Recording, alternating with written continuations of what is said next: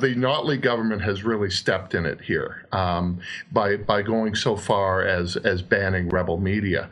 And the story isn't over yet, because they're going to continue the investigation. They brought in Heather Boyd, the former Canadian press correspondent, to look at it. But there's a larger issue about what constitutes media in 2016 and going further.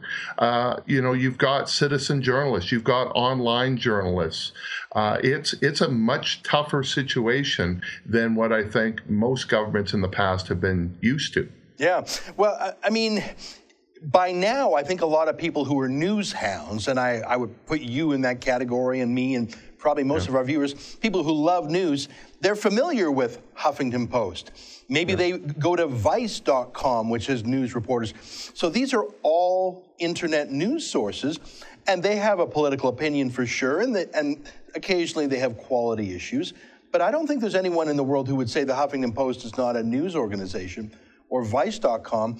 This whole fight for the last few days has felt really fake, that they were trying to come up with some reason to kick us out that wasn't the obvious reason. They just hate our guts. It's okay to hate my guts. Get in line. But they were trying to say, well, you're just online, or you're just an opinion journalist. And well, you kick out opinion journalists, that's half the people in the Bureau also, in the legislature press gallery also.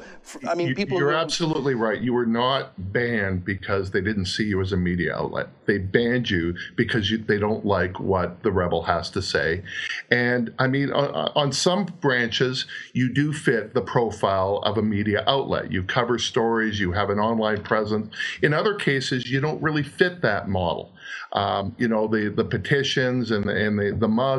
But at the same time, this wasn't about being a media. This was about the NDP government in Alberta not liking you. Yep. So they came up with this excuse, and they used some testimony that you gave saying you're not a reporter.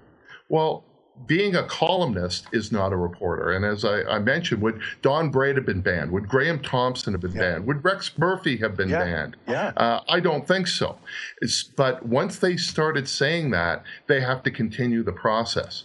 But there's a challenge. If you say that everybody who calls themselves a journalist is now invited to a press conference or a lockup, does simply holding a piece of paper and saying, this is Dwayne's press and I'm now a journalist, you could be inundated. At the same time, where do you draw the line? It's a problem that didn't exist 2 weeks ago, but it's a problem that exists for the government right now.